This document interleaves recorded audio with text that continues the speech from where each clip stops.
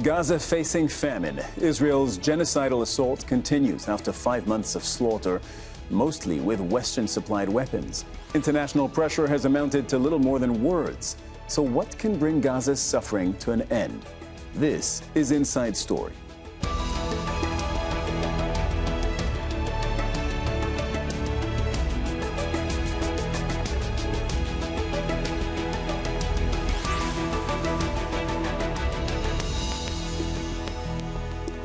Hello and welcome to the program. I'm Cyril Vanier. As Israel's brutal war continues unchecked, Gaza's 2.4 million people now face the imminent risk of famine.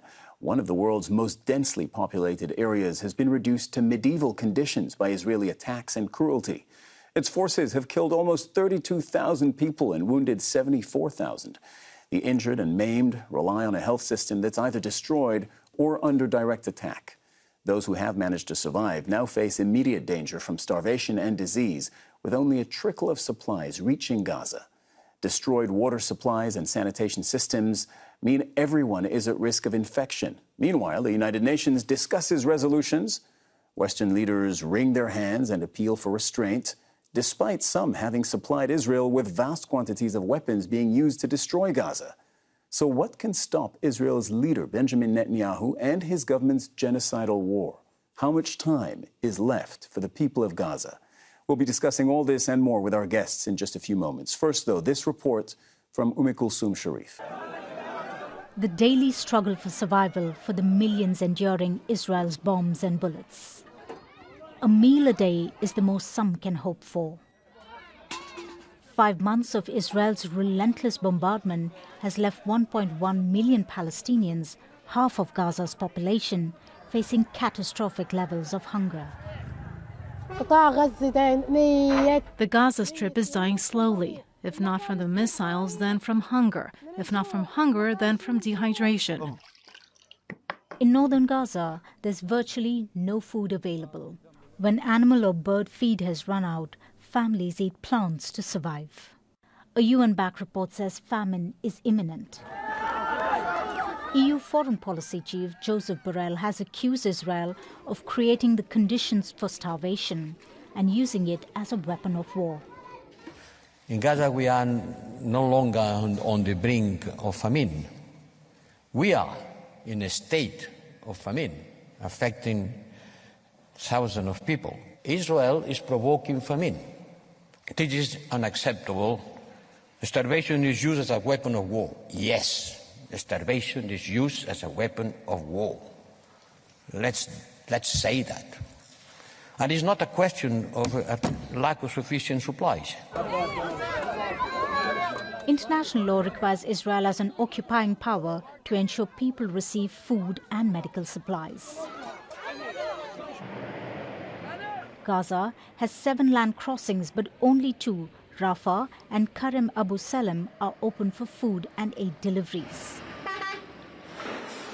Oxfam says just over 15,000 trucks have been allowed in since October 7th, when Israel began its war on Gaza.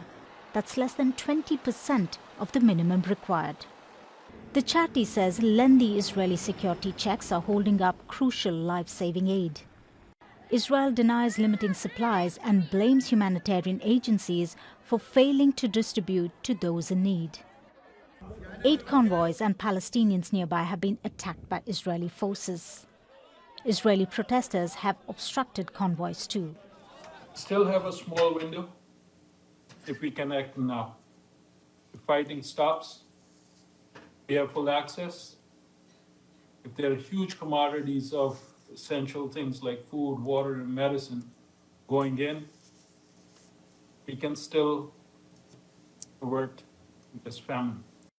Accused of genocide at the International Court of Justice, Israeli Prime Minister Benjamin Netanyahu has no plans to stop.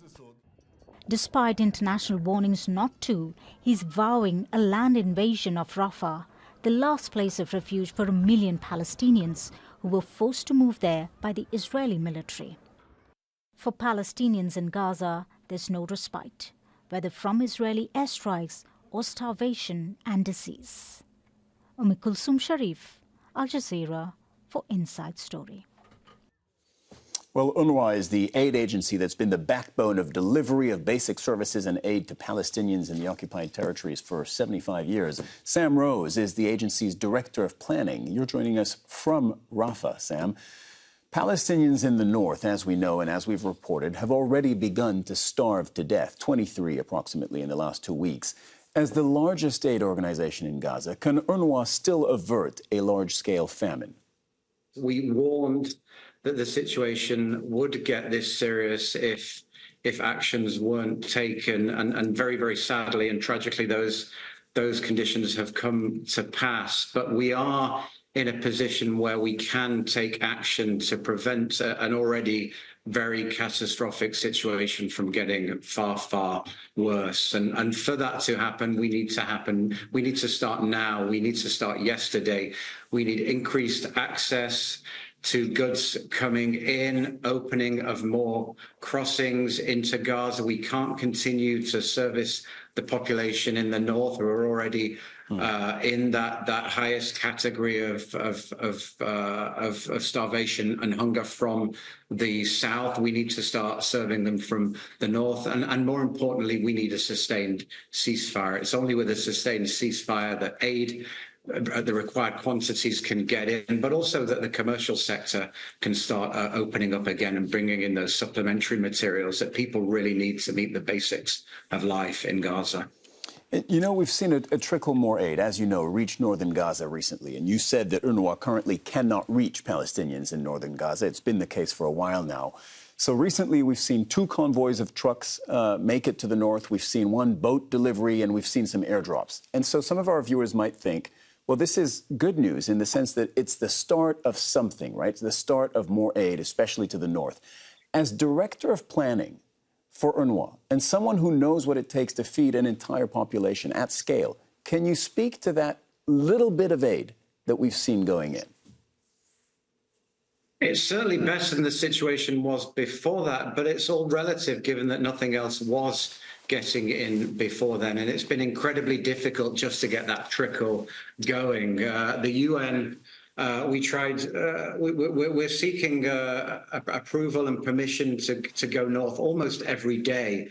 In February, only 25% of those missions were approved. And when they are approved, as you say, they're bringing in 10 trucks, they're bringing in 16 trucks, they're bringing in 20 trucks. This really is a drop in the ocean in terms of what's needed. And what we're bringing in really is the basics. It's flour, it's lentils, it's canned food. These are the types of food that can provide minimum caloric intake, so the minimum numbers of calories that people need, but they are far from a nutritious diet. People need nutrients, micronutrients, they need vitamins, vitamin C, they need fresh fruits. And I think on top of that, it isn't just the food situation, it's the water situation, the sanitation situation, the almost complete breakdown of the health system as well that is contributing Sam, to this can I stop you for a second? Can I jump in? Because this is important. You said that you have been seeking every day approval.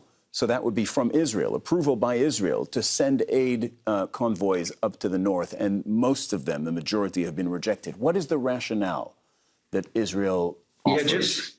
And just to clarify, this was in February that the UN sought permission for 24 missions to the north. This is the UN as a whole, and only 6 of those 24 missions were. And what reason was given by Israel? Various reasons in terms of issues with paperwork and approvals processes. It might be to do with the types of items that we were seeking to bring in. It's often very difficult to understand what the rationale is, as those of us who've been working here for some time know the aid agencies, and UNRWA, as you said at the top of the show, has been here for 75 years. We operate in a situation where quite often we just receive a no. We don't get clarification as to why permissions have not been granted. It's what appears to be a fairly arbitrary, a fairly dysfunctional system. Sam Rose, Director of Planning for UNRWA, the largest aid agency in Gaza. Thank you very much for your time today.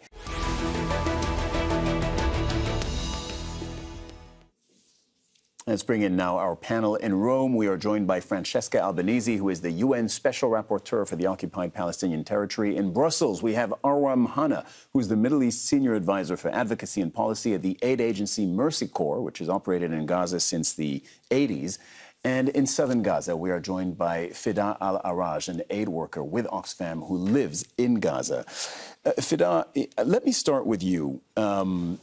You're also, in addition to being an Oxfam worker, and we'll tap into your professional specialty in just a moment, since you live in Gaza, and I know you've told us on previous shows that you're also a mother of 5, I'd like to know how your family is doing, how your children are doing, and how you have managed to put food on the table over the last 5.5 months. Yeah, thank you for having me. This is actually a very difficult question. How we do, we're just managing to survive. How we do it is very difficult to answer. As I said, how do I put food on the table for my family is even more difficult to answer.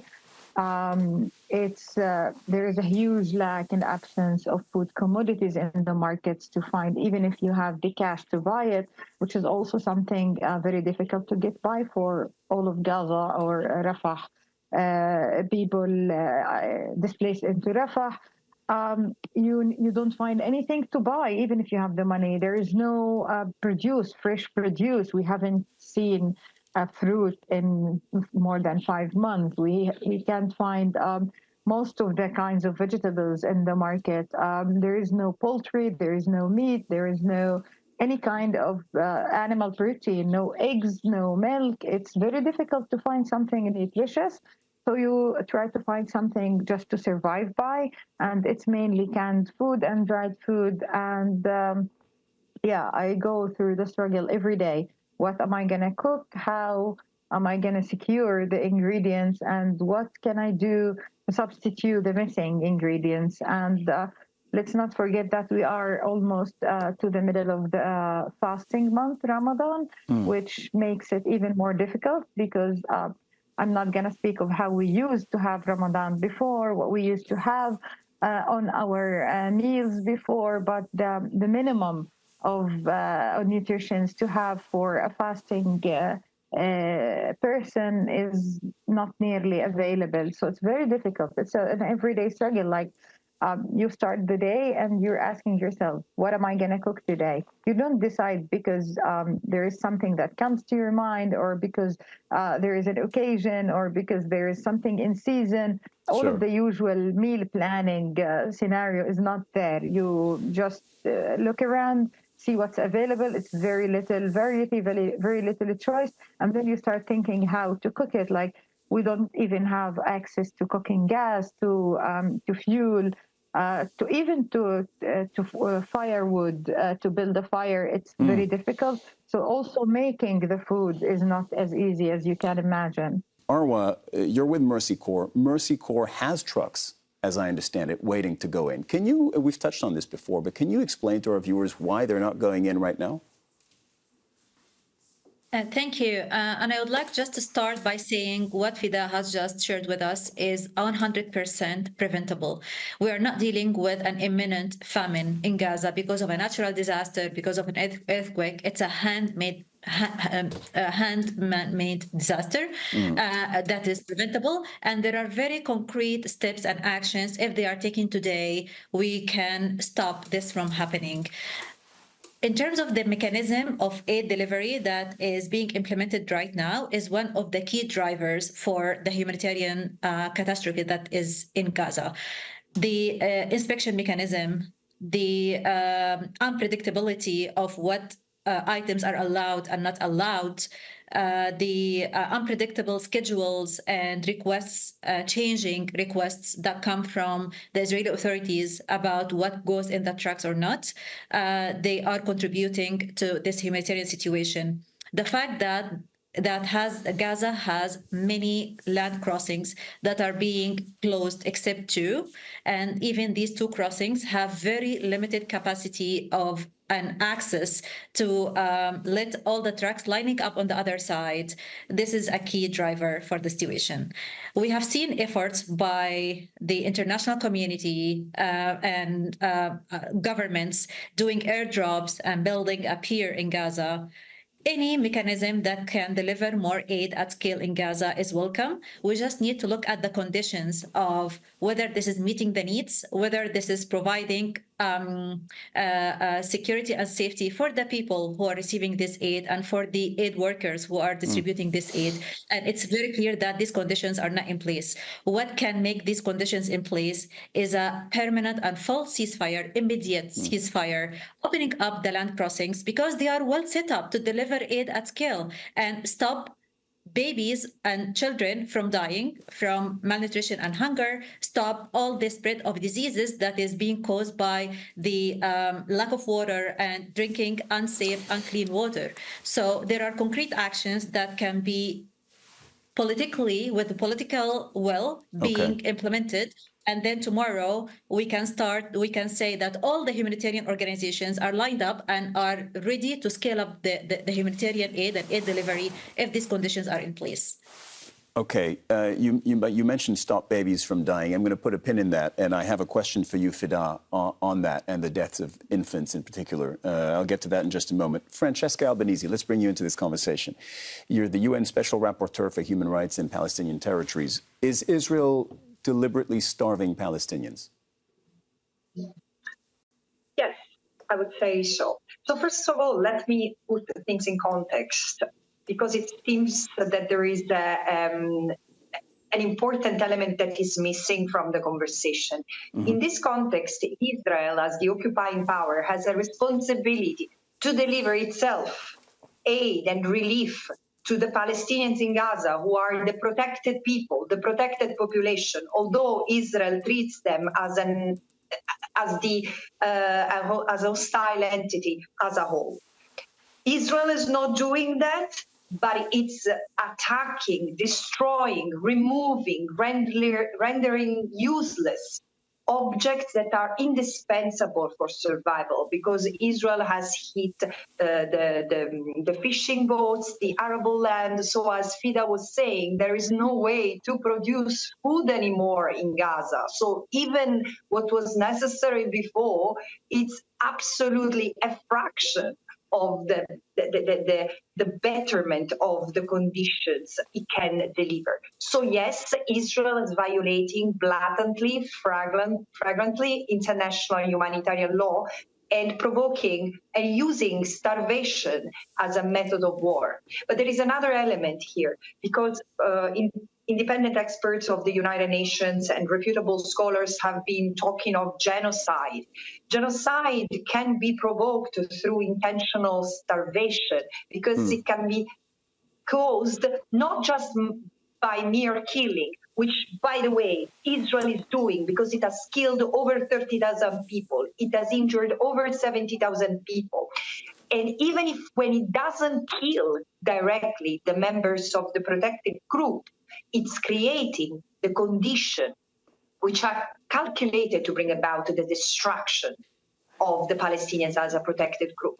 Francesca, allow me to jump in. To be very clear, as an international lawyer, where are you on this question of whether or not genocide is occurring? We know, of course, Israel stands accused of genocide at the International Court of Justice. I would also note for our viewers that you had warned early on, with other experts, you had warned of the risk of genocide occurring in Gaza. And I've seen some of your more recent quotes earlier this year saying it's very likely that genocide is occurring. Where are you on that now?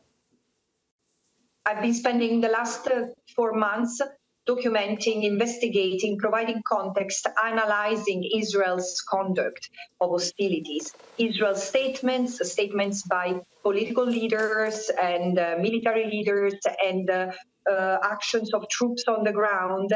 And I've concluded that Israel is committing genocide. I will present a report, a fully detailed report, to the Human Rights Council next week on this subject. Oh, I don't believe this was known. So you're telling us that you are, as again, UN Special Rapporteur, and this is your job. You provide reports that illuminate the situation and give context. In your capacity as an international lawyer, you're going to give a report saying that yes, genocide is happening in your view. Yes, I will deliver a report which explains the facts, the context, and the legal analysis to argue why I concluded that Israel is committing genocide, but I've said it before. I've said it before together with other experts. But I'm articulating why now. Okay. That will certainly make news when that report is published. We'll look out for it. Fidaa, back to you. We were talking about babies dying, and it is just a fact that in any population, when there is starvation occurring, it's the most vulnerable who die first. And that means infants. And after that, you have pregnant women, lactating women, you have patients of chronic illnesses, you have the elderly, but you start with infants. So starving a population, really what it means is killing the next generation, in this case, of Palestinians. Actually, as Francesca was clearly saying, that Israel is committing genocide in so many ways, and killing off the upcoming generation is something they've been actively doing by targeting babies, killing children, like thousands upon thousands of children are killed. Thousands upon thousands, like 17,000 children are left unaccompanied because either they lost all of their families or they're separated and can't be reunited with their families. This also is a targeting of children of the upcoming generation in huge numbers, killing of infants, and even targeting medical facilities, making it almost extremely difficult, almost impossible for a pregnant woman to give birth in safe conditions, is also killing off infants, polluting the water, the drinking water, preventing access to supplies, to baby formula, to simple medications, simple supplements, nutritional supplements. It's all actively participating in killing off the upcoming generation. As a mother of 5 children, as you earlier say, and a caretaker of more children as well, it's a nightmare. It's something that I keep thinking of nonstop. Like, what if I lose one of my children? How am I gonna lose one of these children? You know, I keep thinking of that. We're also working with caseloads of children who are traumatized, who are under huge risk of irreversible psychological trauma consequences. And on top of that, they are hungry. They are hungry to death. They are starved to death. So the children don't know really in Gaza where to look for the next blow to come, you know. It's very difficult, the children specifically. One of the questions we asked at the top of the program was what can end this? Arwa, you're in Brussels, and I understand you're also advocating for Gaza and its population there. I wonder within the European, I don't know exactly who you're talking to, and maybe you can give us a sense of that, but I wonder what response you are getting within the European Union to your advocacy for Palestinians in Gaza, because the facts are now 5.5 months into this conflict undeniable. We are currently, as an organization at Mercy Corps, we have a big team here and working collaboratively together with other INGOs, team members to engage at the European Humanitarian Forum, where there are world leaders and foreign ministers and representatives from the European Union who are gathering here for the second forum. And of course, Gaza is prevailing, and everyone, it's like Gaza is the topic of this year forum. And what we are trying to do here is to get the world leaders, and especially for those who are not there yet in terms of denouncing the IHL violations that are happening in Gaza, but also calling and putting all their weight and pressure to have a ceasefire as soon as possible. So these are our targets. We're trying to show them the evidence and the need and the fact that there is no time left to be hesitant to take these categorical positions and put all the pressure to stop the bombing from falling on the civilians, stop what is left from being destroyed, open the gates, open the borders, and let but that's aid what in. you're advocating. But what kind of response are you getting? There are definitely world leaders who are already calling and are being very vocal about all of these conditions and all of these needs. And there are others who are still not there yet. And again, as I said, we are doing a lot of private advocacy, public advocacy, just to show that if they continue to block the prospect of having a ceasefire and scaling up aid, more innocent lives will be lost. And it becomes to a point where it's their responsibility to stop the bloodshed and to stop the more lives to be lost. And also warning from what could happen in Rafah, the only place that is relatively being safe, although we know that there are civilians being killed and injured every day all over the Gaza Strip, No. but at least to stop the Rafah invasion and any military escalation in Rafah, because this is going to be also the last nail in the coffin of the humanitarian response. Francesca, there's a question I've been meaning to ask you for a while. I've interviewed you before, but you were an international lawyer, and now you're within the UN machinery as a UN Special Rapporteur. And the UN's primary mission is to keep the peace, prevent conflict, and it's failing. I mean, I'm not breaking any news here. It is failing in a very visible way on this particular conflict. I wonder, being an insider, what you've learned, being within the machine. I've learned that there is a significant legacy of the colonial setting that gave birth to the United Nations system after the Second World War, which still determines and is the ultimate compass to determine the action or the inaction of the United Nations. So here we have countries from the global south that are actively trying to stop the atrocities in Gaza, and a general lack of response, because I'm sorry, words of condemnations mean zero right now. Better they save their breath, because it's just insult over injury. So yes, we are facing a failure of the United Nations system, but I don't want to blame the organization per se, because we know that the Security Council has not been functioning because of the veto over and over of the United States, the same United States who's been arming, who's been providing financial support to Israel, and now it's also building a pier. To do what? Yeah. To do what? If the bombs do not stop falling on the desperation, on the overall destruction of Gaza. So, of course, my level of frustration has reached a point of no return, I can tell you. Okay, I'd like to thank all of you for joining us for this discussion. Fidaa Al Araj, Arwa, Mhanna, and Francesca Albanese. Thank you so much for your time today. We appreciate it.